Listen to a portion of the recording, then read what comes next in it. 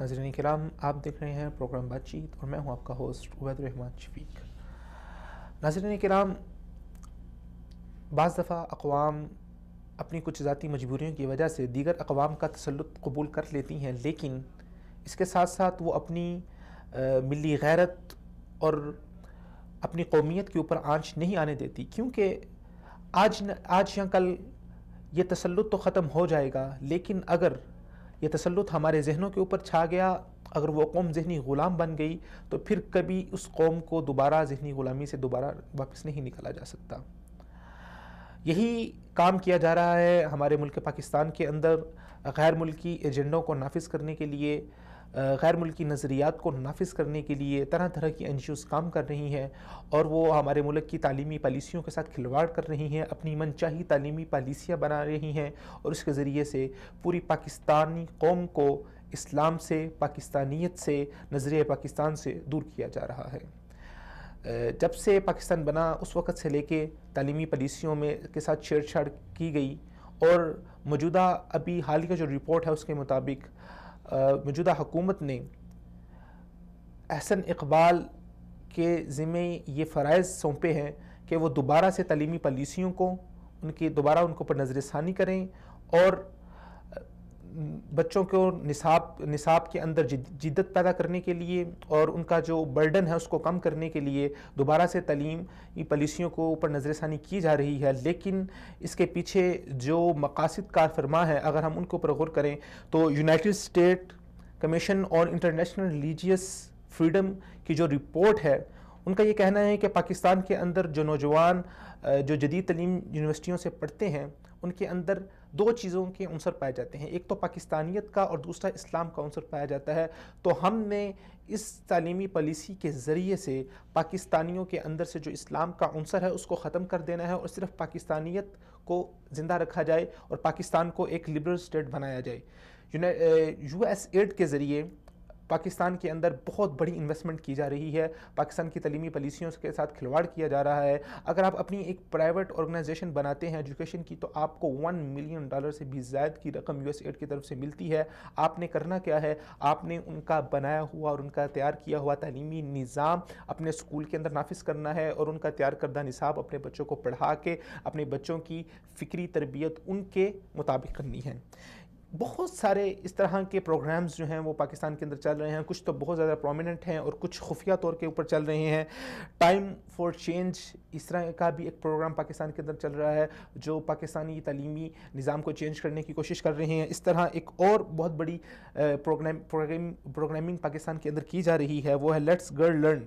اس کے ذریعے $70 ملین سے زائد کی خطیر رقوم پاکستانی تعلیمی اداروں کے اندر، پاکستانی تعلیمی پالیسیوں کے اندر اس کو خرچ کیا گیا ہے۔ ناظرین کرام،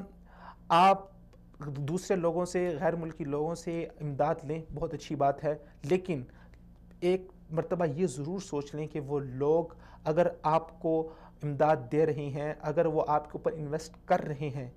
تو اس کے پیچھے ان کے مقاصد کیا ہیں۔ امریکہ کی ہم بات کرتے ہیں کہ امریکہ پچھلے کچھ دہائیوں میں ہم دیکھتے ہیں کہ طرح طرح کے پروجیکٹس کے اندر اس نے پاکستان کے ساتھ بہت زیادہ معاونت کی، IMF نے بہت زیادہ قرضے دیے، لیکن ہمیں ان قرضوں کی بدولت اپنا کیا کیا کچھ بیچنا پڑا، ہمیں اپنی ملکی سالمیت کو بیچنا پڑا، ہمیں اپنی قومی غیرت اور اپنی حمیت کو بیچنا پڑا۔ اگر امریکہ کی یہ جو بڑی بڑی اسٹیٹس ہیں، نیو یارک ہے، فیلاڈیلفیا ہے، واشنگٹن ہے، اس کے علاوہ دیگر بہت ساری اسٹیٹس ایسی موجود ہیں جہاں پر لوگوں کے پاس بنیادی ضروریات موجود نہیں ہیں، ان کے پاس رہنے کے لیے گھر نہیں ہے، بہت سارے لوگ وہاں پر گٹروں کے جو پائپ ہوتے ہیں ان کو انہوں نے اپنا مسکن بنایا ہوا ہے، وہاں پر رہتے ہیں، اس کو اپنا گھر بنایا ہوا ہے، لیکن امریکہ جیسا ملک USAID کے نام پر اپنی ریاستوں کو چھوڑ کے پاکستان کے اندر اس قدر سرمایہ کاری کر رہا ہے، اس قدر امداد فری دے رہا ہے، اس کے پیچھے ضرور اس کے کچھ مقاصد ہیں۔ اس وقت ہمیں اسٹوڈیوز میں جوائن کیا ہے محترم جناب زاہد سعید صاحب نے، جو ایک نوجوان تجزیہ نگار ہیں۔ آئیے ان سے جانتے ہیں کہ نصاب کی اہمیت کیا ہے، اور جو نصاب ہماری قوم کے اندر اس وقت بنایا جا رہا ہے اس کے ذریعے ہماری قوم کو کس طرح اسلام سے دور کیا جا رہا ہے اور کس طرح ان کی فکری اور نظریاتی تربیت کو خراب کیا جا رہا ہے۔ آئیے اپنے پروگرام کا سلسلہ لیے چلتے ہیں اپنے اسٹوڈیو گیسٹ جناب زاہد سعید صاحب کی طرف۔ السلام علیکم۔ سب سے پہلے تو زاہد صاحب آپ کو میں اپنے پروگرام میں خوش آمدید کہتا ہوں۔ شکریہ زاہد صاحب، جیسے کہ ایک پوری سینیریو اور حالات جو ہے وہ آپ کے سامنے میں نے رکھے ہیں اور بیان کیے ہیں، تو آپ ذرا ہمارے ناظرین کو یہ بتائیے کہ نصاب جس کے ساتھ ہم بہت آسانی سے لوگوں کو کھلواڑ کرنے کا موقع دے رہے ہیں اور وہ اس کے ساتھ اپنی پالیسیاں اور اپنے نظریات کو نافذ کر رہے ہیں، تو اس کے اثرات کس قدر ہوتے ہیں اور کس طرح قوم میں اس نصاب کی وجہ سے بنتی اور خراب ہوتی ہیں؟ بسم اللہ الرحمن الرحیم. سب سے پہلے میں آپ کا شکر گزار ہوں کہ اس اہم موضوع پر بولنے کے لیے مجھے موقع دیا. جہاں تک نصاب کی بات ہے تو نصاب جو ہے کتابوں کا ایک مجموعہ اس حد تک نہیں ہے، بلکہ اس کی بہت بڑی اہمیت ہوتی ہے. کسی بھی قوم، کسی بھی ادارے کا نصاب ہو، کسی بھی قوم کا نظام ہو، کسی بھی تنظیم کا نصاب ہو، تو اس میں اس کے فکری خط و خال کو واضح کرنے کے لیے، فکری اساس مرتب کرنے کے لیے ایک ذریعہ ہے. اس سے یہ سامنے آتا ہے، یہ واضح ہو جاتا ہے کہ ایک اس قوم کا جو ہے ایک ہدف کیا ہے، اس کے خط و خال کیا ہیں، اس کے بنیادیں کیا ہیں، اس کی فکری اساس کیا ہیں. تو نصاب کو محض ایک کتابوں کا مجموعہ، مختلف کتابوں کا ایک طرح سے وہ مجموعہ نہ سمجھا جائے، بلکہ اس سے مستقبل اس کی بنیاد پر مستقبل کی بنیاد رکھی جاتی ہے. جو نونہالان ہیں ان کے ذہنوں میں ایک خاص عقیدہ، ایک خاص نظریہ پختہ کیا جاتا ہے. تو جہاں تک اس کی بات ہے، اسی لیے علامہ اقبال نے فرمایا تھا کہ تعلیم کے تیزاب میں ڈال اس کی خودی کو، ہو جائے ملائم تو جدھر چاہے اسے پھیر. اس سے اہمیت کا پتہ چل جاتا ہے کہ تعلیم جو اندر سے ابتدا جس طرح ایک جسمانی نشو و نما کے لیے بچے کی، جس طرح آہستہ آہستہ مناسب غذا اپنے دور کے مطابق، اپنی عمر کے مطابق، پہلے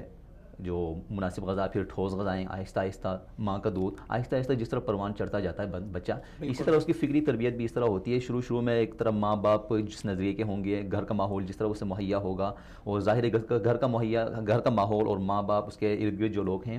ان کا جو رویہ جو ہے، ان کی اخلاقیات ہیں، ان کے اقدار ہیں، وہ بھی اس کے پیچھے بھی نصاب یا ان کا جو اصل بنیادی نظریہ ہے وہ کار فرما ہوں گے.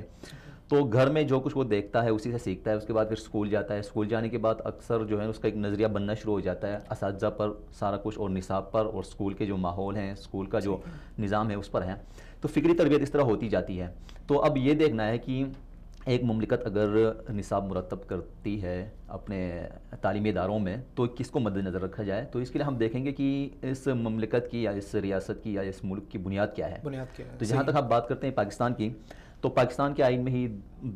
پہلی شکل میں جو پاکستان کا نام اسلامی جمہوریہ پاکستان، اس میں خاص کر اسلام کو رکھا گیا، اسلامی جمہوریہ ہے. پھر دوسری بات یہ ہے کہ دوسری شکل میں کہ پاکستان کا سیاسی مذہب جو ہے وہ اسلام ہوگا. تو جب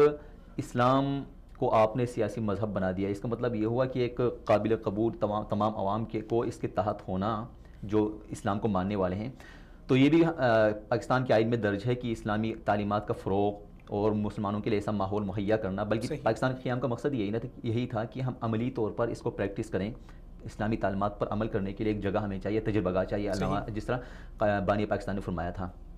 تو ان تمام عوامل کو مد نظر رکھ کر دیکھیں تو بنیادی چیز وہی ہے کہ پاکستان کے نصاب میں پاکستان کی فکری اساس کو پختگی پہنچانے والی، اس کو مضبوط کرنے والی چیزوں کو مد نظر رکھ کر نصاب ترتیب دیا جائے. ایک تو وہی دو چیزیں ہی ہیں، ایک تو نظریہ پاکستان جس میں دو قومیہ نظریہ بہت اہم ہے، پاکستان کو کس بنیادوں پر استوار کیا گیا، اور دوسری چیز اسلام. چونکہ ہم مسلمان ہیں، دو ہی چیزیں ہیں. ہم ظاہری طور پر دنیاوی حوالے سے ہماری پہچان پاکستان ہے، اور دوسری پہچان جو ہے نظریاتی حوالے سے بالکل. تو انہی دونوں کو سامنے رکھ کر مرتب کیا جانا چاہیے. یعنی کہ ملکی نصاب کے اندر آپ کہنا چاہ رہے ہیں کہ دو چیزیں ہونی چاہیے. ایک تو ہمارا جو پاکستانیت ہے اس کو ساتھ ہونا چاہیے، دوسرا یہ ہے کہ اسلامی اقدار وہ ہونا چاہیے، اور اسلامی عقیدہ وہ بنیادی طور پر ہونا چاہیے. لیکن جس طرح کہ یونائٹڈ نیشن کی جو کمیشن ہے انٹرنیشنل ریلیجیس فریڈم کے نام پر، ان کی رپورٹ کے اندر بھی یہ ہے کہ پاکستان سے جو نوجوان پلٹ کے آ رہے ہیں ان کے اندر ایک تو پاکستانیت کا عنصر پایا جاتا ہے اور ایک اسلام کا عنصر پایا جاتا ہے. اور یورپ کا ایک بہت بڑا ایجنڈا یہ ہے کہ کسی بھی ریاست کو لبرل ریاست بنایا جائے، اسلام سے اس کا تعلق توڑ دیا جائے. لیکن ابھی افسوس کی بات یہ ہے کہ ہمارے پاکستان کے اندر بہت سارے لوگ ایسے موجود ہیں جو ان کی شے کے اوپر اس طرح کے کام کر رہے ہیں، ان کی آواز میں آواز ملا رہے ہیں، ان کی ہاں میں ہاں ملا رہے ہیں، اور ہر طور یہ کوشش کر رہے ہیں کہ کس طریقے سے اس اسلام کو جو ہے وہ پاکستان کی نظریات سے نکال دیا جائے. اگر ہم پاکستان کا آئین دیکھیں یا پاکستان کا قانون دیکھیں تو اس حوالے سے تعلیمی جو پالیسیاں کے لیے جو پاکستان کے آئین کے جو آرٹیکلز ہیں وہ ہماری کیا رہنمائی کرتے ہیں؟ جی، پاکستان کے آئین کی بات کریں تو پاکستان کا کسی بھی ملک میں جو ہے نا قانون سازی ہوتی ہے آئین کی بنیاد پر، اور آئین کو بدلا نہیں جاتا جب تک کہ کثیر جو اکثریت جو ہے اس کو ایسا خاص موقع آ جائے کہ اکثریت اس کو بدلنے پر راضی نہ ہو جائے، تو اسی بنیاد پر آئین کی بنیاد پر ہی قوانین بنیں گے. تو آئین کو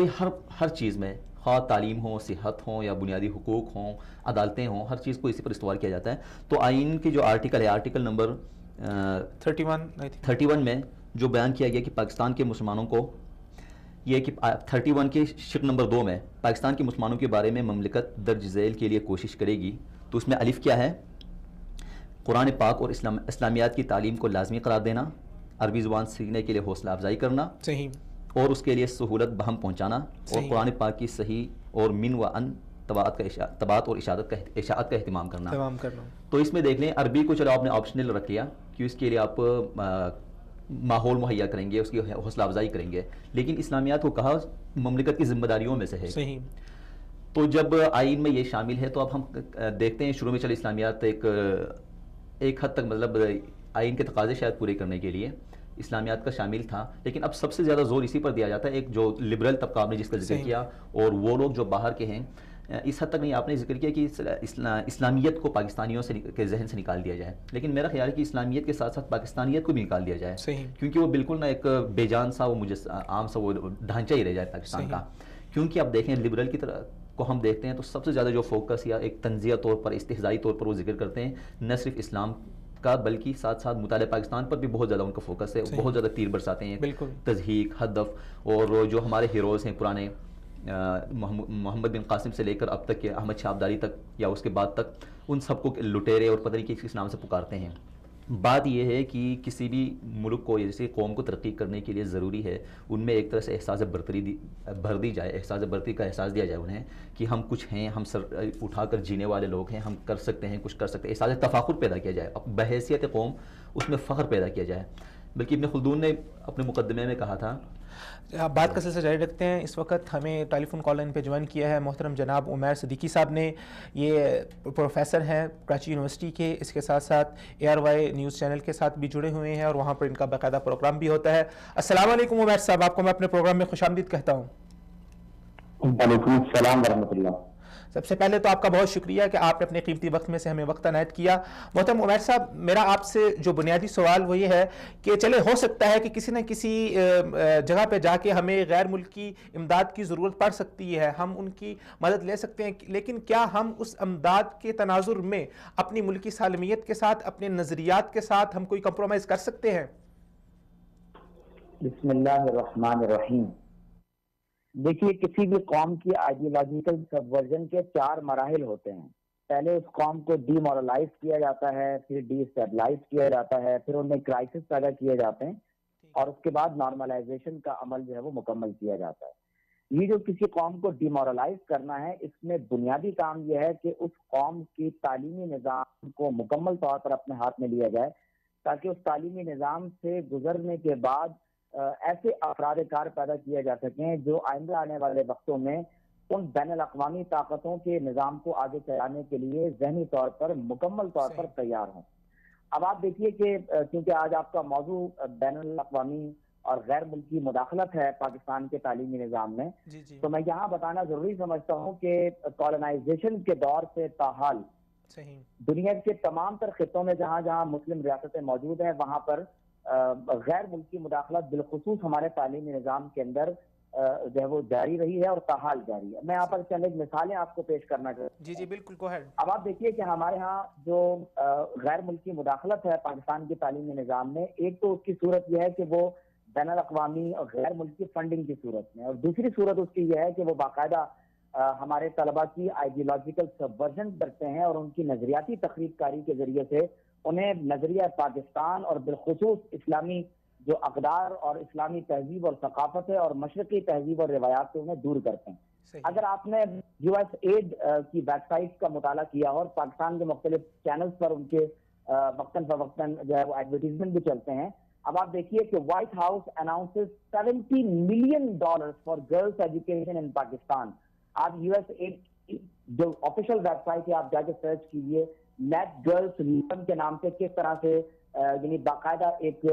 انیشیٹو لیا گیا ڈپارٹمنٹ آف اسٹیٹ کی جانب سے کہ پاکستان کے اندر لڑکیوں کی تعلیم کا اہتمام کیا جائے. آپ ڈیفیڈ کی ویب سائٹ پر چلے جائیے، پاکستان کی ایک بڑی مشہور و معروف جو ہے وہ ایک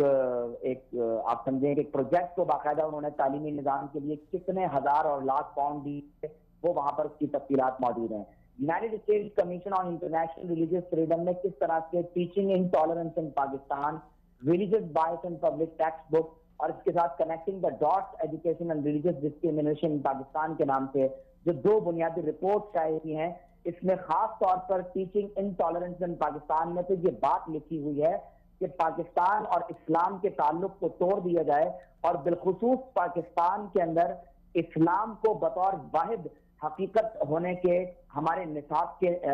سے خارج کر دیا جائے. اب آپ دیکھیے کہ ہمارے ہاں پاکستان کے اندر جس طرح سے لیڈرشپ پروگرام کے نام پر یہاں سے اساتذہ کو باہر لے جایا جاتا ہے، برین واشنگ کے بعد جب وہ دوبارہ یہاں پر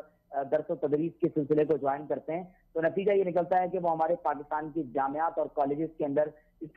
کو بجائے اس کے کہ وہ پاکستان کی تہذیب، روایات اور ان کے اساس کی بنیاد پر ہمارے بچوں کی تعلیم و تربیت کا اہتمام کریں، وہ مغربی طرز کو اختیار کرتے ہوئے ہمارے بچوں کو بھی ویسٹرنائز بنانا چاہتے ہیں. اگر آپ ورلڈ بینک کی رپورٹ اٹھا کر دیکھیں تو ورلڈ بینک کی آپ آفیشیل ویب سائٹ پر جا کر دیکھیے کہ $3,161 ملین کی فنڈنگ جو ہے وہ باقاعدہ پاکستان کے اندر کی گئی ہے اور تقریباً اس میں سے 28 جو ہے وہ پروجیکٹ. دوبارہ بتائیے گا. 3,161 ملین کے بلین؟ 3,161 million dollars.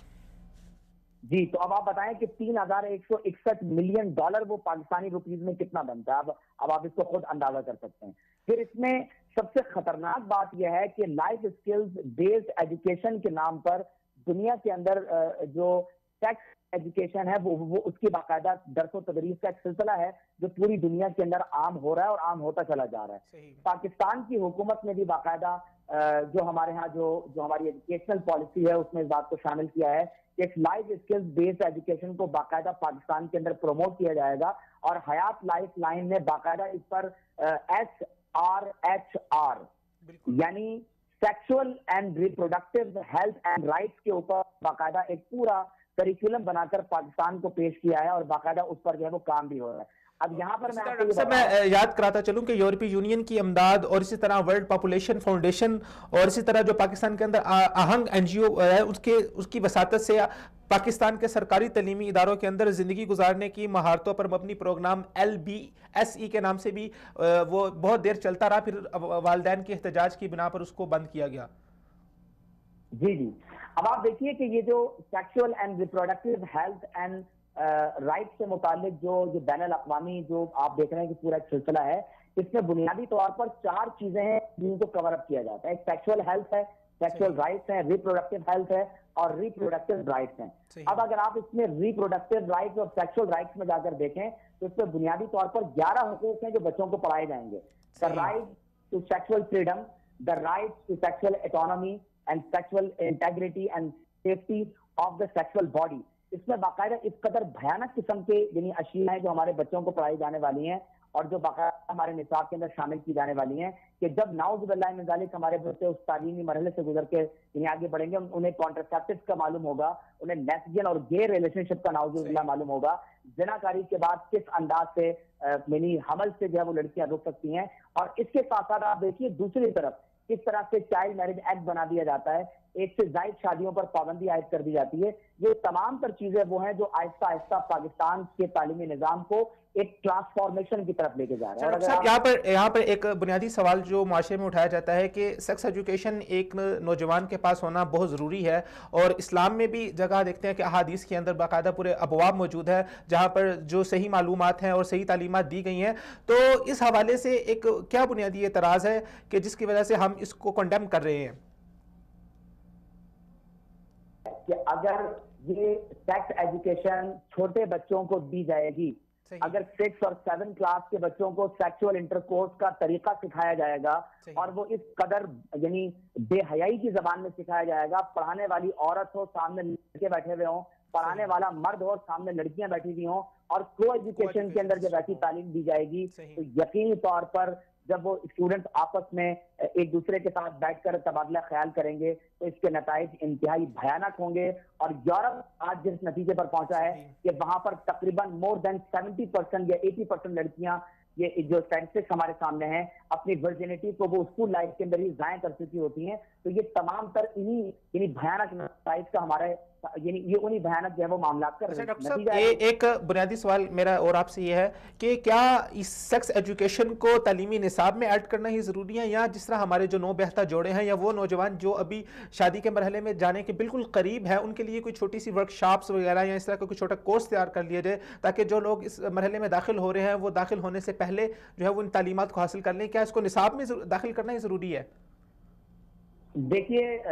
دنیا میں ہم پہلی بار نہ بچے پیدا کر رہے ہیں، نہ دنیا میں آج پہلی بار انسان پیدا ہو رہے ہیں. صحیح. زمانہ قدیم سے عورت ایک ماں اپنی بیٹی کو جنسی تعلیم خود دیتی ہے، ایک باپ اپنے بیٹے کو جنسی تعلیم خود دیتا ہے. صحیح. یہ سب سے بڑی ذمہ داری والدین کی ہے کہ والد اپنے بیٹے کو تعلیم دے، ماں اپنی بیٹی کو تعلیم دے. صحیح. دوسرے درجے میں جب اسکول اور کالج کی زندگی شروع ہوتی ہے تو فیمیل ٹیچرز اپنی فیمیل اسٹوڈنٹس کو کسی حد تک اس بات کی تعلیم اور تربیت دے سکتی ہیں. مرد اساتذہ اپنے میل طلبہ کو اس کی تعلیم دے سکتے ہیں، لیکن اگر میل اور فیمیل اساتذہ ایک جوائنٹ سیشن کے اندر وہ باقاعدہ اپنے سامنے بیٹھے ہوئے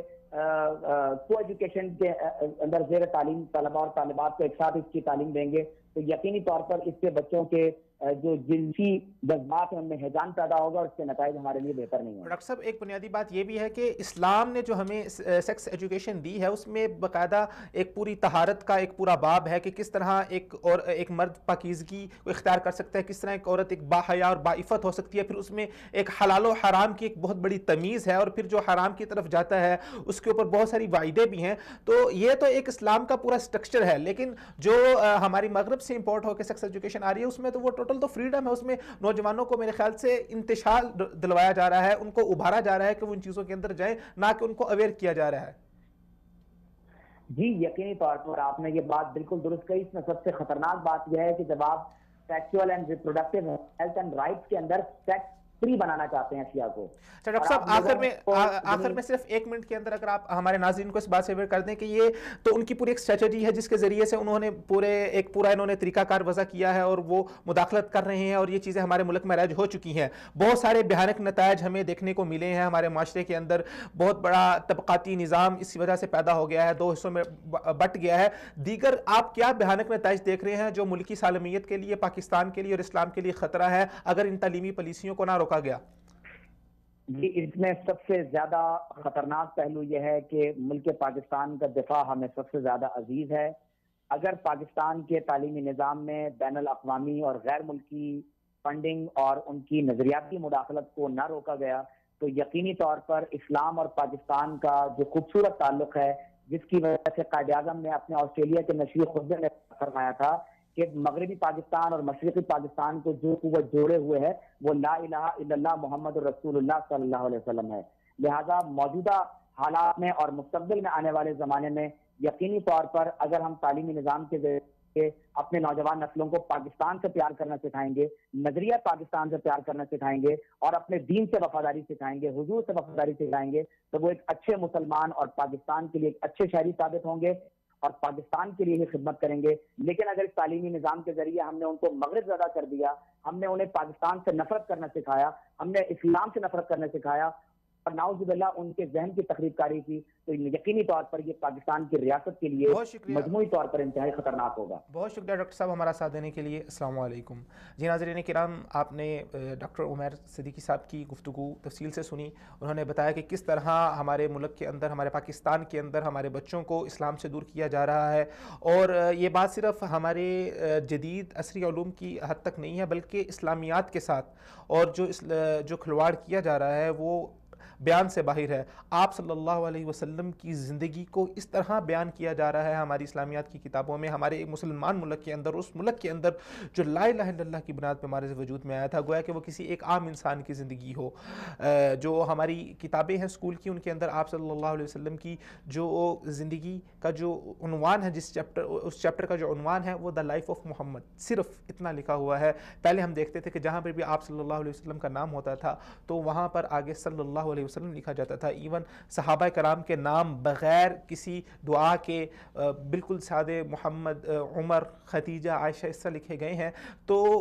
کسی بھی دیکھنے والے کو یہ اندازہ نہیں ہو سکتا کہ کیا یہ کتاب ایک ایسے ملک میں پڑھائی جاتی ہے جو اسلام کا علم بردار ہے، یا یہ کتاب وہ ہے جو کسی ایک غیر مسلم ملک کے اندر پڑھائی جا رہی ہے۔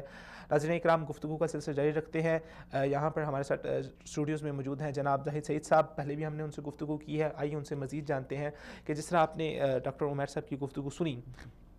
اور آپ نے پہلے یہ بیان بھی کیا کہ پاکستان کا آئین اور قانون اس بات کو پابند کرتا ہے کہ پاکستان کے اندر جو بھی تعلیمی پالیسی لائی جائے اس میں قرآن مجید کی تعلیم کو، احادیث کی تعلیم کو اور ایک مسلمان کو صحیح مسلمان بنانے کے لیے جو عناصر ہے ان سب چیزوں کو ملحوظ رکھنا ضروری ہے۔ لیکن آج سے کچھ دیر قبل ایک بہت اعتراض اٹھایا گیا کہ جو 9ویں 10ویں کلاس کی کتابوں کے اندر سورۃ الانفال کا ترجمہ ہے، سورۃ التوبہ کا ترجمہ ہے، کہا جاتا ہے کہ جی یہ آیات جو ہیں وہ دہشت گردی پر مبنی ہے، یہ بچوں کو دہشت گردی سکھا رہی ہیں، اس لیے ان کو یہاں سے نکالا جائے۔ آپ اس حوالے سے کیا کہنا چاہیں گے؟ دیکھیں، آئین کی بات ہم نے کی تھی کہ اس میں اسلامیات اور پاکستانیت، تو اس سے پہلے ہم یہ بھی کہہ رہے تھے کہ اسلامیات کے ساتھ ساتھ پاکستانیت کا عنصر بھی اس میں شامل ہونا چاہیے۔ تو نصاب میں تبدیلی جو ہے، نصاب کی تبدیلیاں ہوتی ہیں کیونکہ وقت جو بدلتا جاتا ہے، وقت کے ساتھ ثبات ایک تغیر کو ہے زمانے میں، کہ زمانہ ہی بدلتا ہے، باقی سب تغیر کو ہی اس میں ثبات ہے، زمانہ بدلتا ہی رہتا ہے، اس میں مختلف تقاضے ہوتے ہیں، نئے نئے چیلنجز ہوتے ہیں، اس کے مطابق ہم نے نصاب کو واقعتاً بدلنا ہوتا ہے اور ہر ملک میں بدلتا ہے۔ مطلب 3-4 سالوں کے بعد ہم نے اس پر نظر ثانی کرنی ہے اور جدید عہد کے مطابق۔ لیکن بات یہ ہے کہ تبدیلی کرتے ہوئے ہم نے یہ دیکھنا ہے، ایک تو کسی بھی چیز کی ایک بنیاد ہوتی ہے، جڑیں ہوتی ہیں، باقی اس کے اوپر شاخیں ہوتی ہیں، اوپر عمارت ہوتی ہے۔ تو آپ بدلتے ہوئے اگر آپ اس کی عمارت کو ہی اکھاڑ دیں گے، مثال کے طور پر ایک تناور درخت ہے، بالکل پھلتا پھولتا درخت جو کافی سایہ دار ہے، آپ اس کو اس کی جڑ سے ہی اکھاڑ کے کہیں اور لگانے کی کوشش کریں گے جہاں پر اس کی جگہ نہیں ہے، پنپنا ہی نہیں اس نے، تو اس وقت یہ ہوگا کہ وہ جڑ ہی سارا درخت جو ہے نا وہ سوکھ جائے گا۔ ایسا نہیں، بلکہ آپ کی شاخ تراشی کر لیں، بنیاد وہی رکھ لیں، آپ جس طرح چاہیں اس کے ڈیزائن بنا لیں اوپر، اسی طرح بنیاد کو آپ اسی پر رکھ کے آپ عمارت کو جتنا اونچا اٹھانا چاہیں اٹھا لیں۔ تو بات یہ ہے کہ اصول کی اور فروع کی، بنیادوں کی اور شاخوں کی، آپ بنیادوں کو وہیں پر رکھیں۔ تو پاکستان کی بنیادی اساس ہم نے جس طرح بار بار کہا کہ ایک تو پاکستانیت، اسلامیت پر ہے، تو اسلامیت کے بغیر آپ اگر کچھ اور کرنا چاہیں گے تو اس ملک کا وجود اور اس ملک کے جو ہے نا جواز نہیں رہ جائے گا، کیونکہ پاکستان کو 2 قومی نظریے کے تحت انڈیا سے الگ کرنا، برصغیر میں الگ ملک کی ضرورت، اور اس کے لیے جتنے لوگوں نے خون بہایا وہ اسی لیے تو نہیں، ایسے تو نہیں بہا تھا، ورنہ اکھنڈ بھارت کے نام سے پورا بہت بڑا ملک ہمارے پاس موجود تھا، بہت زیادہ دنیا میں ایک حجم کے اعتبار سے، آبادی کے اعتبار سے بہت زیادہ بڑا ملک ہوتا، تو کیا ضرورت تھی ان کو اتنے زیادہ خون بہانے کے ہمارے آباء و اجداد کو؟ اس کی وجہ یہی تھی۔ اور بہت سے لوگ جو یہ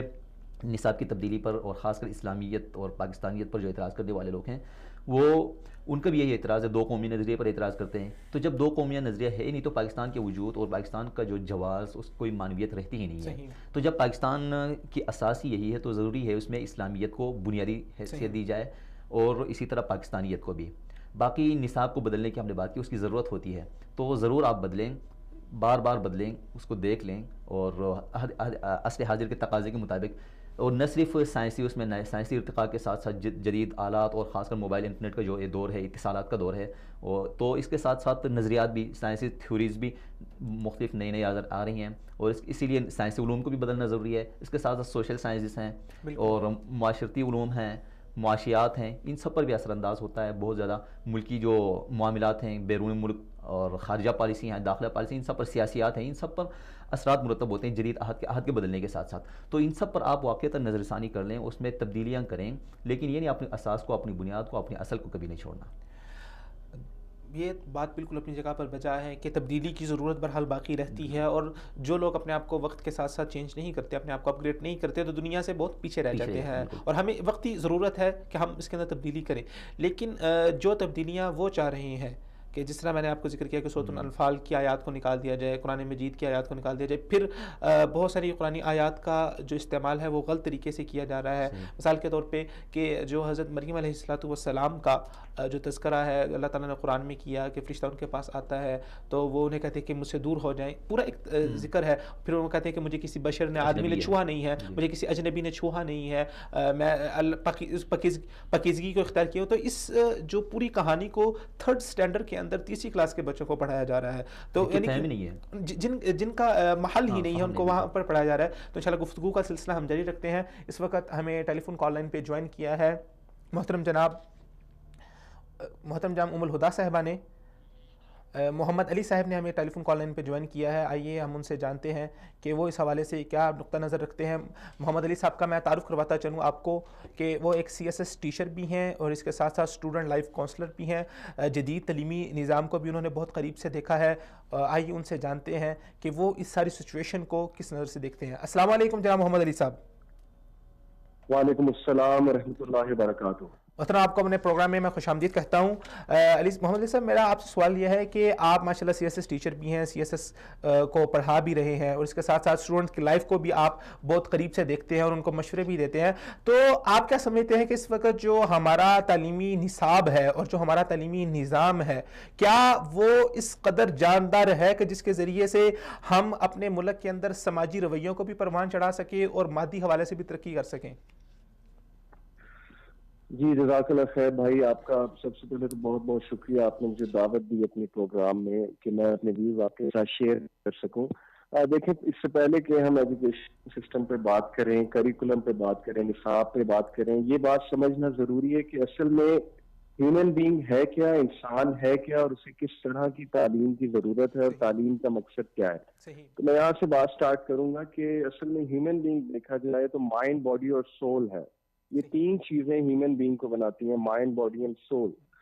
اب جو بھی نصاب ڈیزائن ہو, جو بھی کریکولم ڈیزائن ہونا چاہیے, وہ ان تین چیزوں کو مد نظر رکھتے ہوئے ہونا چاہیے.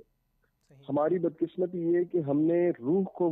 بہت زیادہ نگلیکٹ کیا ہوا ہے, اور اسپیشلی جو ویسٹرن سویلائزیشن سے جو ایجوکیشن سسٹم آ رہا ہے یہاں سے, مغربی نظام سے, وہ سارا کا سارا مائنڈ اور باڈی کے بارے میں ایجوکیشن ہے, جبکہ روح کی جو غذا ہے, روح کا جو ایجوکیشن ہے, اس سے وہ چیز خالی ہے ان کا جو کریکولم ہے. تو پہلی چیز تو یہ کہ ان تین چیزوں کو مد نظر رکھتے ہوئے کریکولم بننا چاہیے. دوسری چیز یہ ہے کہ ایجوکیشن جو ہے, اس کا پرپز کیا ہے, تعلیم کا مقصد کیا ہے. آپ بڑے بڑے فلسفہ نگاروں کو پڑھیں, ایجوکیشن کے ایکسپرٹس کو اگر ہم پڑھیں تو ہمیں پتہ لگتا ہے کہ ایجوکیشن کا صرف اور صرف ایک ہی مقصد ہے, وہ مقصد ہے کیریکٹر بلڈنگ. وہ مقصد ہے کہ آپ کے جو پہلے سے سکلز آپ میں موجود ہیں, ان سکلز کو مزید پالش کرنا اور انسان کو جو ہے وہ انسان بنانا, انسان کو انسانیت سکھانا. بہت ہی مشہور ایک انگلش پروورب ہے, جس کا انگلش پروورب ہے کہ education is for life not for living. اصل میں ایجوکیشن جو ہے وہ زندگی گزارنے کا طریقہ سکھانا چاہیے اسے, نہ کہ زندگی میں پیسے کس طرح سے کمائے جائیں یہ سکھانے کا طریقہ. پیسے کمانا تو مزدور بھی جانتا ہے, پیسے کمانا تو ایک ان پڑھ بھی جانتا ہے. تو ہم میں اور ان میں فرق کیا ہے؟ اصل میں فرق یہی ہے کہ روح کی جو ایجوکیشن ہے, روح کے حوالے سے, کردار کے حوالے سے, کہ انسان کے افکار کیا ہوں, نظریات کیا ہوں,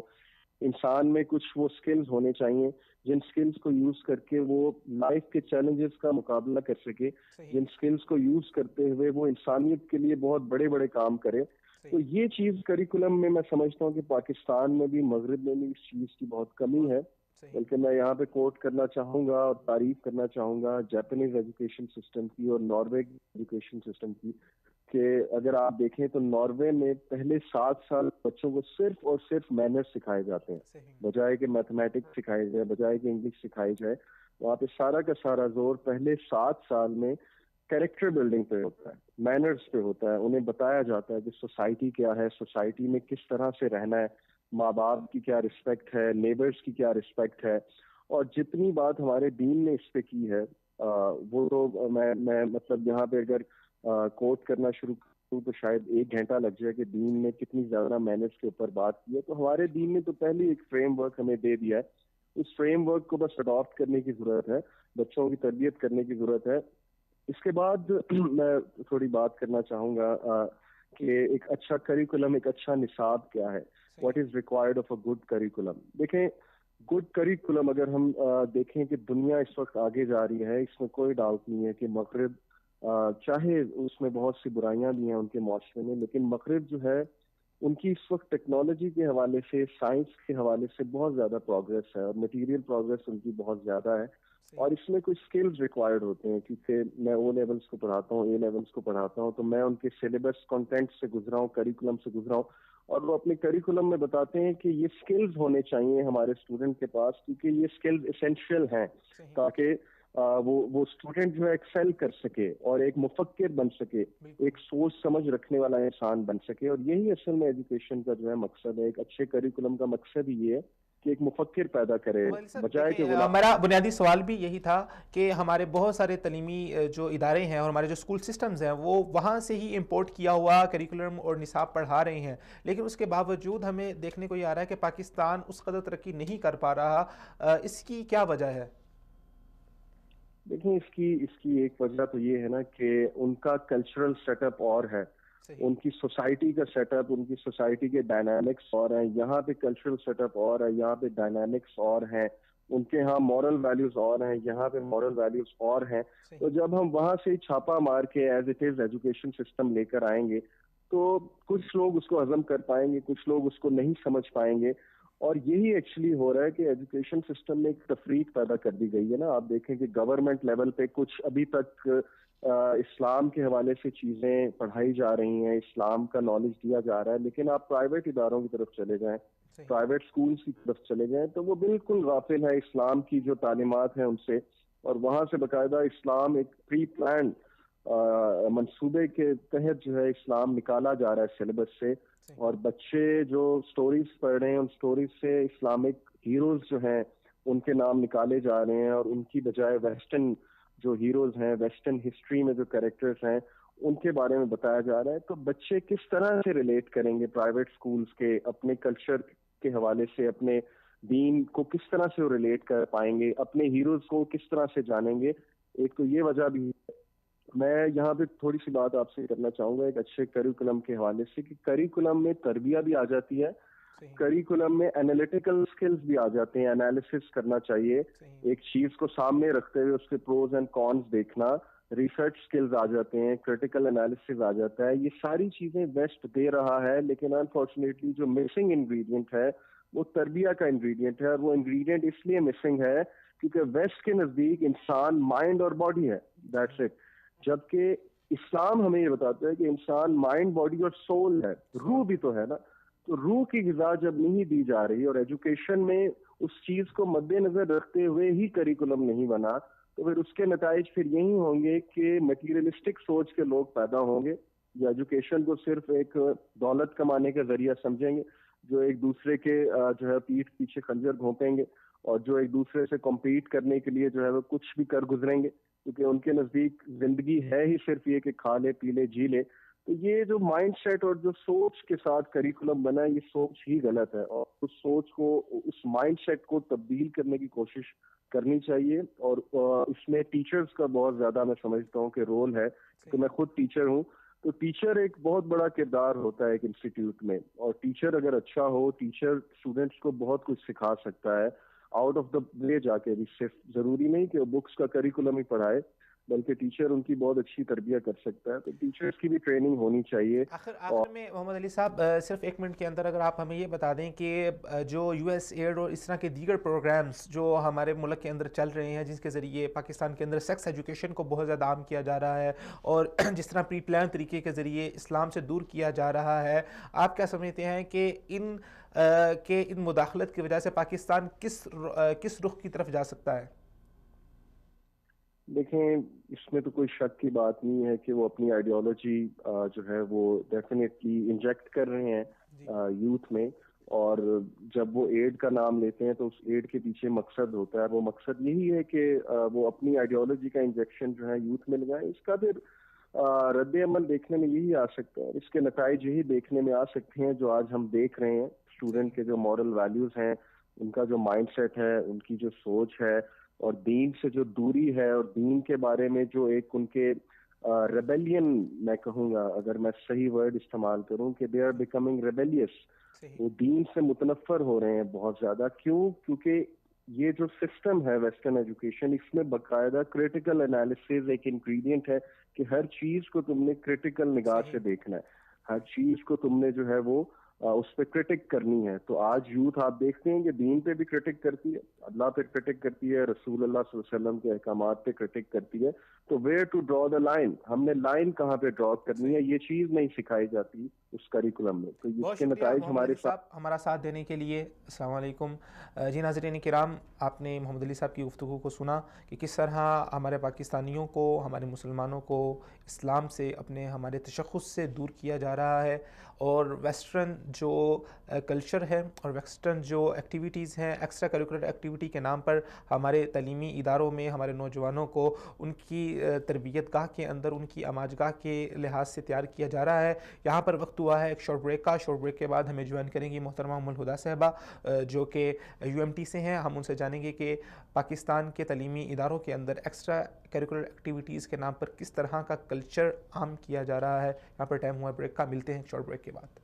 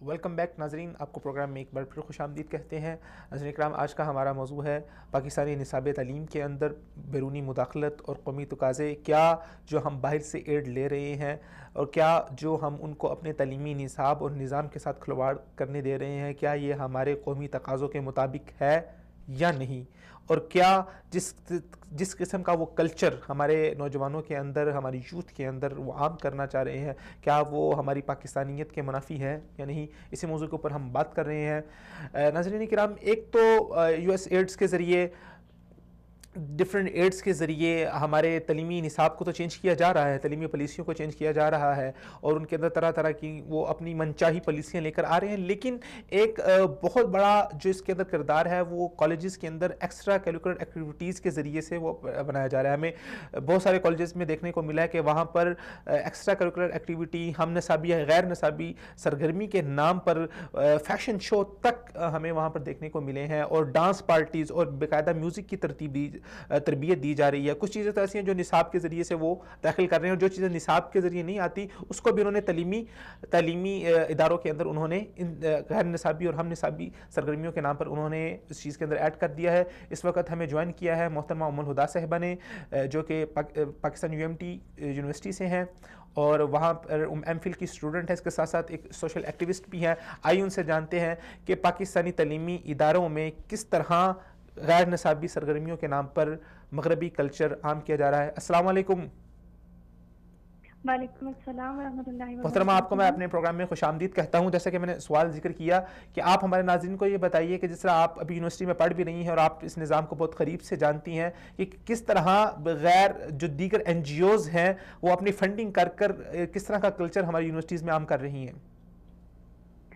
بہت جزاک اللہ پہلے تو کہ آپ نے مجھے اپنے پروگرام میں شامل کیا. میں آپ سے اپنے ویوز بھی شیئر کروں گی. میں کچھ عرصہ پہلے کی بات کرتی ہوں کہ ہمارے انسٹیٹیوشنز میں جب ٹیچرز ہماری اسلامیات کی کلاس میں یا ویسے بھی کسی کلاس میں کوئی بات دین کے حوالے سے کرنے لگتے تھے تو وہ پہلے کلاس میں پوچھ لیا کرتے تھے ایک سوال کہ کلاس میں کوئی غیر مسلم اسٹوڈنٹ تو نہیں ہے. اور اگر کوئی ایسا اسٹوڈنٹ ہوتا تھا کلاس میں تو ہمارے جو ٹیچرز تھے وہ ایک جنرل بات کر دیا کرتے تھے تاکہ ان کی دل آزاری نہ ہو. لیکن وہ جو ہمارا ایک ایتھیکل سٹینڈرڈ تھا وہ وہی رک گیا، اور اب اس کو ماڈیفیکیشن کیا ملی ہے کہ تاکہ غیر مسلموں کی دل آزاری نہ ہو اور ان کے ویوز جو ہیں ان کو ٹھیس نہ پہنچے اور ان کی آئیڈیالوجیز سفر نہ کریں، تو ہم ان سے یکجہتی کا اظہار کیسے کرتے ہیں کہ ہم نے ان کی ویلیوز کو اپنے اندر انکارپوریٹ کر دیا. کس طرح سے کہ ہم نے اپنے ایجوکیشنل انسٹیٹیوشنز میں ویلنٹائن ڈے کو بھی رکھ لیا، ہم نے ہیلووین کو بھی رکھ لیا، اور ہم نے پھر اس کے بعد ہم نے ہولی کے تہوار کو منانا شروع کیا، ہم نے دیوالی کو بھی وہاں اپنے ایجوکیشنل انسٹیٹیوشنز میں منانا شروع کیا تاکہ جو غیر مسلم اسٹوڈنٹس ہیں وہ ہمارے اندر گھل مل سکیں. لیکن وہیں پہ جہاں پہ میجورٹی اسٹوڈنٹس مسلم ہیں، کیا وہاں پہ رمضان میں کینٹین بند کرنے کا رواج ہے؟ کیا وہاں پہ اسٹوڈنٹس کو ان غیر مسلم اسٹوڈنٹس کے سامنے ان کو یہ سکھایا جاتا ہے، وضو کے طریقے سکھائے جاتے ہیں، کیا غسل کے طریقے سکھائے جاتے ہیں؟ کیا عید کو اس طرح سے ایکسائٹمنٹ سے سیلیبریٹ کیا جاتا ہے؟ نہیں، بلکہ عید کو کیا شو کر دیا جاتا ہے، عید پہ ایک ٹرینڈ بنا دیا جاتا ہے کہ عید تو ایک بہت بورنگ تہوار ہے اور اس کا کوئی ہمیں آنسر کسی انسٹیٹیوشن میں نہیں نظر آتا. لیکن کتنی خوشی سے ہمیں وہاں پہ ہم دیوالی بھی مناتے ہیں، ہولی بھی منا رہے ہیں، ویلنٹائن ڈے بھی ایک منظم تحریک کے مطابق چل رہا ہے، اور ہمارے بچے ہمارا انسٹیٹیوشن جو ہے مسلم ایک انسٹیٹیوشن، ایک پاکستان کا ایک انسٹیٹیوشن، وہ ایک غیر مسلم کلچر کو اس طرح سے پروموٹ کر رہا ہے. اچھا محترمہ، آپ ایک اور بنیادی بات آپ سے میں پوچھنا چاہ رہا ہوں کہ جو سارے یہ کلچر ایونٹس جن کا اہتمام کیا جاتا ہے، ان میں پیچھے زیادہ دباؤ کن کی طرف سے ہوتا ہے؟ کیا جو سوسائٹیاں بنی ہوئی ہیں وہ اس چیز کی طرف زیادہ دباؤ ڈالتی ہیں، یا جو یونیورسٹیز کے جو اتھارٹیز ہیں ان کی طرف سے اس چیز کا اصرار ہوتا ہے کہ اس طرح کے ایونٹ کروائے جائیں؟ دیکھیں، جنرلی ہم نہ اتھارٹی کو اس پہ بلیم کر سکتے ہیں، نہ ہی اسٹوڈنٹ سوسائٹیز کو بلیم کر سکتے ہیں. بیسیکلی ایک مائنڈ سیٹ جو بنا دیا گیا ہے ہمارے ٹی وی چینلز کے تھرو، وہ اس میں اس کا بہت اہم کردار ہے کہ ہم نے اپنے ایتھکس کو یہیں تک موقوف کر دیا ہے کہ ہمارے کسی اور کی دل آزاری نہ ہو جائے. اور اس میں ہمارا وہ مائنڈ سیٹ ہم نے سکھا دیا کہ جی یہ تو اگر کوئی حجاب کرتا ہے یا مولوی ہے. روزہ رکھنے کا ایک جو ٹرینڈ ہے، بہت کم لوگ ہمیں انسٹیٹیوشنز میں نظر آتے ہیں کسی نے کوئی اگر روزہ رکھا، لیکن ہولی پہ سب آ رہے ہیں، ہر اس طرح کی چیزوں میں سب آ رہے ہیں. تو ایک جنرلی ایک مائنڈ سیٹ ہمارا اس طرح کا بنا دیا گیا ہے کہ آٹومیٹکلی جو اسٹوڈنٹ باڈیز میں جو اسٹوڈنٹس ہیں ان کا دھیان اسی طرف ہی جاتا ہے کہ ان ایونٹس کی تیاریاں بہت زور و شور سے کی جاتی ہیں. لیکن اگر جب رمضان آ رہے، رمضان میں یہ ایکٹیویٹیز بھی ختم، ہم رمضان کے کلچر پہ رمضان پروگرامز اگر کرنا ہے، ویلکم رمضان کا کوئی پروگرام ہے، اگر وہ کسی نے کروا لیا تو یہ مولویوں کا پروگرام ہے، یہ مولوی ایسے کرتے ہیں، یہ مطلب یہ ایکسٹریمزم ہے. تب وہاں پہ ہمیں ایکسٹریمزم یاد آ جاتا ہے جب ہماری اسلام کی کور ویلیوز کی بات ہوتی ہے. لیکن تب اسٹوڈنٹ اگر کوئی اسٹوڈنٹ سوسائٹی یا کسی اسٹوڈنٹ کی طرف سے اگر یہ گزارش کی جائے کہ یہاں پر کوئی اسلامک پروگرام کروایا جائے یا کوئی اسلامک ورک شاپ کروائی جائے یا کوئی اس حوالے سے کوئی پروگرام ارینج کیا جائے، تو کیا اتھارٹیز کی طرف سے اس بات کی اجازت ہوتی ہے کہ وہ اپنے اسلامک پروگرامز یا کسی اسلامک اسکالرز کا کوئی لیکچر یہاں پر کر سکیں؟ باقاعدہ اسلامک سوسائٹیز تو بہت ساری یونیورسٹیز میں موجود ہیں جو اس حوالے سے کام کر رہی ہیں، لیکن ان کو اس طرح سے فلرش نہیں کرنے دیا جاتا ان سوسائٹیز کو کہ سال میں ایک دفعہ وہ میلاد کروا لیتی ہیں یا اس طرح کا کوئی پروگرام کروا لیتی ہیں. ورنہ اگر وہ اسٹوڈنٹس پرسنل گرومنگ کے لیے ایک مسلسل ایک پروگرام کرنا چاہتے ہیں جیسے باقی سوسائٹیز کر رہی ہیں، پروگرام ڈانس شوز اور کلچرل شوز آرگنائز کروا رہی ہیں، تو اسلامک سوسائٹی کو اس طرح سے پرماننٹ بیسس پہ، ریگولر بیسس پہ ایونٹس نہیں کرنے دیے جاتے. اور یہ ہماری ہر یونیورسٹی کا فیکٹ ہے، وہاں پہ یہ چیز ایگزسٹ کر رہی ہے کہ ان کو ایسے اسٹوڈنٹس سے اس طرح کی ڈیمانڈس کریں، ان کی ڈیمانڈ کو کوئی لفٹ ہی نہیں کروائی جاتی ہے، کوئی ویٹ ہی نہیں دیا جاتا. اگر اپنے آپ کو لبرل کہا جائے تو اگر آپ ایک طرف ڈانس پارٹیز کو اجازت دے رہے ہیں، ایک میوزیکل شوز کو اجازت دے رہے ہیں، تو دوسری جانب اگر کوئی قرآن کلاس یا کوئی اسلامک لیکچر کا انعقاد کرواتا ہے تو اس کو بھی اجازت دینی چاہیے. یہ ایک بہت ایک دوہرا معیار ہے اور بہت ہی ایک المناک حقیقت ہے جس سے ہم گزر رہے ہیں. محترمہ، بہت شکریہ ہمارا ساتھ دینے کے لیے. السلام علیکم. ناظرین کرام، آپ نے جانا کہ کس طرح ہماری یونیورسٹیز کے اندر جو دیگر کلچرل ایکٹیویٹیز ہوتی ہیں جس میں دیگر غیر مسلم لوگوں کے ویلنٹائنز ڈے ہے، ہولی کا تہوار ہے، اس کے اوپر تو ہماری یونیورسٹیز اتھارٹیز جو ہیں وہ باقاعدہ سپورٹ کرتی ہیں. لیکن اگر اسلامک کلچرل کے حوالے سے عید کے اوپر، رمضان کے اوپر کوئی ایکٹیویٹی کرنا چاہیں تو ہماری یونیورسٹیز کی اتھارٹیز اس طرح اس کی سپورٹ نہیں کرتی. آئیے ناظرین کرام، ہمارا پروگرام اپنے اختتام کی جانب رواں دوا ہے، تو اپنے مسٹم جو ہمارے اسٹوڈیو گیسٹ ہیں جناب زاہد سعید صاحب، ان کی طرف دوبارہ گفتگو کا سلسلہ لے کر چلتے ہیں اور ان سے جانتے ہیں کہ وہ ہماری قوم کو کیا تجاویز پیش کرنا چاہیں گے کہ ہم بیرونی مداخلت کو روکیں اور اپنے نصاب کو دوبارہ سے ریوائز کریں، اور ہم اپنے قوم کو جو ہمارا قومی تقاضا ہے، جو ہمارا جس بنیاد پر ہمارا ملک بنا، اس کو مد نظر رکھتے ہوئے کس طرح کا نصاب تشکیل دیں کہ ہم اپنا کھویا ہوا مقام پھر حاصل کر سکتے ہیں۔ جی، کسی بھی ملک کے لیے سب سے اہم یہ ہے کہ آپ کا ہدف مقرر کر لیں، آپ کس حد تک پہنچنا چاہتے ہیں، آپ اپنے معاشرے کی تشکیل کس طرح کرنا چاہتے ہیں، آپ کے انتہائی مقاصد کیا ہیں، تو اسی کے مطابق اور اسی حیثیت سے آپ نصاب مرتب کر لیں۔ تو ہمارے جو سب سے بڑی بات نا، یہ نصاب تو بعد کی بات ہے، نصاب سے پہلے جو آتا ہے سب سے اہم اور بنیادی چیز وہ نظام تعلیم ہے۔ نظام تعلیم کے بعد نصاب کا مرحلہ آتا ہے۔ تو ہمارے دیکھنے ایک تو نظام تعلیم میں ایک تو ہماری جو حیثیتی ثانوی درجہ ہے نصاب کے لیے، نظام تعلیم جو ہے، تعلیم کا ہمارے ہاں اتنا درجہ نہیں ہے، اس کو زیادہ اولویت نہیں دیتے۔ تو ایک تو یہ بات، تعلیم کے لیے اتنی اہمیت نہیں دیتے۔ دوسری بات یہ ہے کہ ہمارے ہاں تہ ترتے اتنے زیادہ نظام ہیں، نظام ساتھ ساتھ ایسے متوازی خطوط کی طرح چلتے ہیں، کہیں پر جن کا نقطہ اتصال نہیں ہے، کہیں ملتا نہیں ہے ایک دوسرے سے، ہر خط اپنے متوازی جا رہے ہیں۔ جس طرح دیکھ لیں شروع میں دیکھ لیں، ایک تو اسلامی مدارس ہیں، مدارس کی تعلیم ہے، اور دوسری طرف جو جدید عصری تعلیم ہے۔ ہم نے یہ ایک باور کرایا ہوا ہے، ہم خود طور پر ایک سمجھا ہوا ہے کہ دین الگ چیز ہے، دنیا الگ چیز ہے۔ دین کی تعلیم خود خاص لوگ پڑھیں اور پڑھائیں، اور دوسری طرف دنیا کے لوگ خود الگ سے اپنا نظام مرتب کر لیں۔ پھر اسی پر بس نہیں ہے، بلکہ وہاں پر جو دنیاوی تعلیم ہے اس میں بھی بہت زیادہ طے ہیں، کچھ بہت سے درجات ہیں۔ سرکاری اسکولز ہیں، اس میں اردو میڈیم ہے، اب شاید وہ بھی نہیں ہے، اور دوسری طرف انگلش میڈیم میں بھی بہت زیادہ تفاوت ہے، فرق ہے، مراتب ہیں، کچھ باہر کے ان کے تھرو ہیں، یونیورسٹیز کے تھرو۔ تو اس طرح ایک تو یہ آپ خود بخود طبقات اور فرق ڈال رہے ہیں، اپنی جو عوام ہے، اپنی قوم ہے، اس میں خود ایک طرح سے الگ الگ خلیج آپ خود پیدا کر رہے ہیں، شروع سے آخر تک۔ مطلب یہ ٹاٹ اسکول والے ہیں، اس نے اس طرف تک نہیں جانا۔ تو سب سے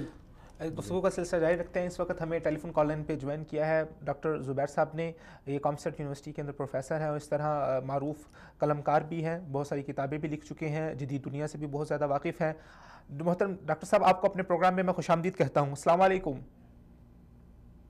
وعلیکم السلام ورحمۃ اللہ وبرکاتہ۔ ڈاکٹر صاحب، آج ہمارے پروگرام کا موضوع ہے پاکستانی نصاب تعلیم میں مسلسل بیرونی مداخلت اور قومی تقاضے۔ تو آپ اس یونیورسٹیز کے اندر بہت دیر سے ہیں، اور ان کے ساتھ آپ کا بہت دیر سے ان کے ساتھ تعلق ہے، تو آپ کیا سمجھتے ہیں کہ جو بیرونی مداخلت مسلسل ہمارے پاکستان کے تعلیمی نظام کے اندر کی جا رہی ہے، اس سے کیا ہولناک نتائج ہیں جو ہماری قوم کو حاصل ہوں گے؟ بسم اللہ الرحمن الرحیم۔ پہلی بات تو یہ ہے کہ نصاب کے بارے میں یہ بعض لوگ یہ سمجھتے ہیں کہ شاید کورس کی کتابوں کو ہی نصاب کہتے ہیں۔ تو نصاب صرف کورس کی کتابوں کا نام نہیں ہے، بلکہ نصاب وہ مکمل یا کمپلیٹ پلان ہے کہ جس کے ذریعے سے آپ ایک بچے کی تربیت کرتے ہیں۔ یعنی نصاب کے علاوہ بھی جو ایکٹیویٹیز ہیں، جیسے ہمارے یہاں ٹیچر کی بجائے مینٹور کا تصور آ رہا ہے کہ ٹیچر تو صرف تدریس کرتا ہے، لیکچر جھاڑ کے چلا جاتا ہے، تربیت تو ہوتی کوئی نہیں ہے۔ تو یہ بہت ضروری ہے کہ نصاب بیسیکلی وہی ہے کہ جس میں تربیتی ایلیمنٹ بھی شامل ہو۔ دوسری بات یہ جو کرنا چاہتے ہیں کہ نصاب کے اندر تبدیلیاں ایسی کی جائیں، یا جیسے ابھی جو ہے وہ امریکی کمیشن جو ان کے مذہبی آزادی کے لیے ہے، اس نے سجیشنز دی ہیں کہ آپ اپنے نصابی تعلیم میں ایسی تبدیلیاں کریں کہ اسلام کو ایک مذہب کے طور پہ، جیسے دوسرے مذاہب ہیں ان کے پیرالل، ان کے برابر ایک مذہب کے طور پہ پیش کریں، اور اسلام کو کوئی ترجیح نہ دیں۔ تو بہرحال یہ اس کے نتائج کیا نکلیں گے؟ اس کا نتیجہ یہی نکلے گا کہ یہاں سیکولرزم عام ہو جائے گا، پھیل جائے گا، لوگوں کا مذہب سے اعتماد اٹھ جائے گا، یا لبرلزم جو ہے وہ پھیل جائے گا۔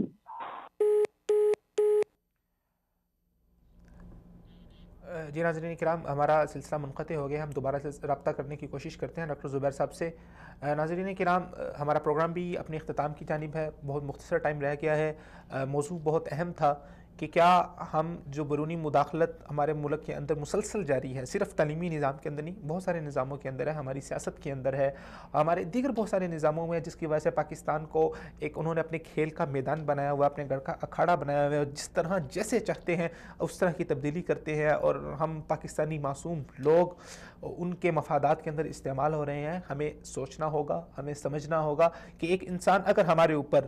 10 روپے خرچ کر رہا ہے کوئی دوسرا انسان، تو لازماً پیچھے اس کا کوئی نہ کوئی مقصد ہوتا ہے جس کی وجہ سے وہ آپ کے اوپر اپنے پیسے خرچ کر رہا ہے۔ اللہ تعالیٰ قرآن میں فرماتے ہیں وَلَن تَرْضَىٰ عَنْكَ الْيَهُودُ وَلَا النَّصَارَىٰ حَتَّىٰ تَتَّبِعَ مِلَّتَهُمْ، اور ایک دوسری جگہ اللہ تعالیٰ نے فرمایا کہ یہود و نصارہ کبھی آپ کے دوست نہیں ہو سکتے، اور یہود و نصارہ آپ سے اس وقت تک خوش بھی نہیں ہو سکتے جب تک آپ ان کے نظریات کے اوپر، آپ ان کے ایجنڈے کے اوپر نہ چلیں۔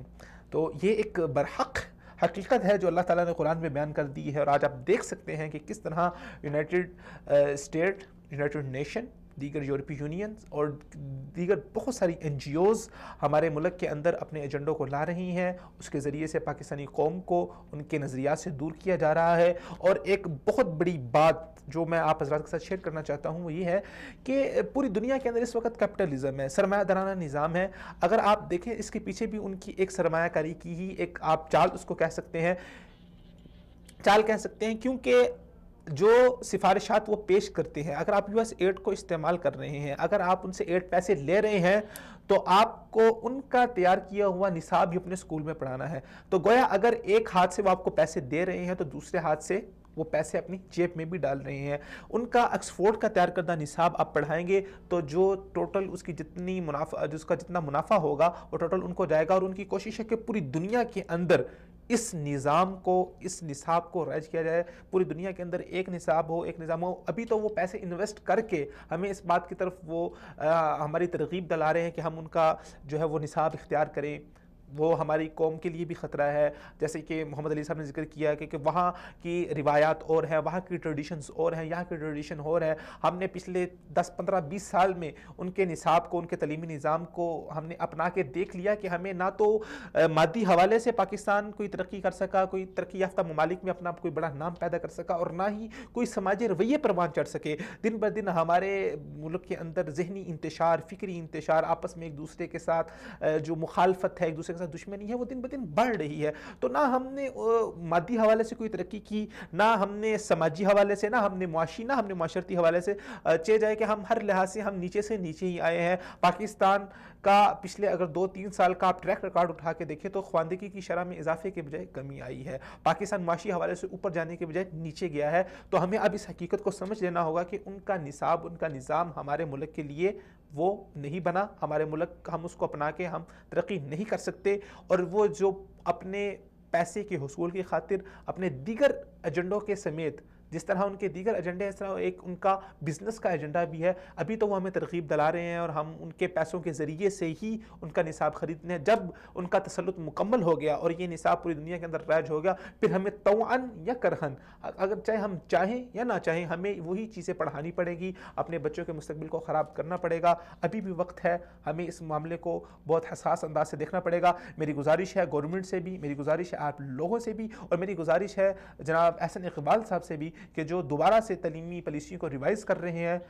جو دوبارہ سے تعلیمی پالیسیوں کو دیکھ رہے ہیں، وہ تمام چیزوں کو مد نظر رکھیں۔ تعلیمی پالیسیوں کے اندر تبدیلی ہونی چاہیے، لیکن تبدیلی اس طرح ہونی چاہیے جس طرح ہماری قوم کا تقاضا ہے، جو ہماری قوم کی بہتری کو طرف لے کے جائے، جو ہمارے نوجوانوں کو، ہمارے بچوں کو، ان کے مستقبل کو بہتر کی طرف لے کے جائے۔ موجودہ جو فیکٹس اینڈ فیگر ہے اس کے مطابق 54 لاکھ ایسے نوجوان ہیں جو ماسٹر ڈگری ہولڈر ہیں، لیکن اس کے باوجود ان کے پاس کرنے کے لیے کوئی کام نہیں ہے، اور 24-25 لاکھ سے زائد نوجوان ایسے ہیں جن کا مستقبل ایک بہت بڑا سوالیہ نشان بنا ہے، اور ان سب کی نگاہیں آپ کی جانب ہے، گورنمنٹ کی جانب ہے، احسن اقبال صاحب آپ کی جانب ہے، آپ کی یہ ذمہ داری بنتی ہے۔ ناظرین اکرام، اسی بات پہ آپ سے میں اجازت چاہتا ہوں، انشاءاللہ پھر ملیں گے اگلے ہفتے اسی جگہ، اسی موضوع، اسی پروگرام کے ساتھ۔ السلام علیکم ورحمۃ اللہ وبرکاتہ۔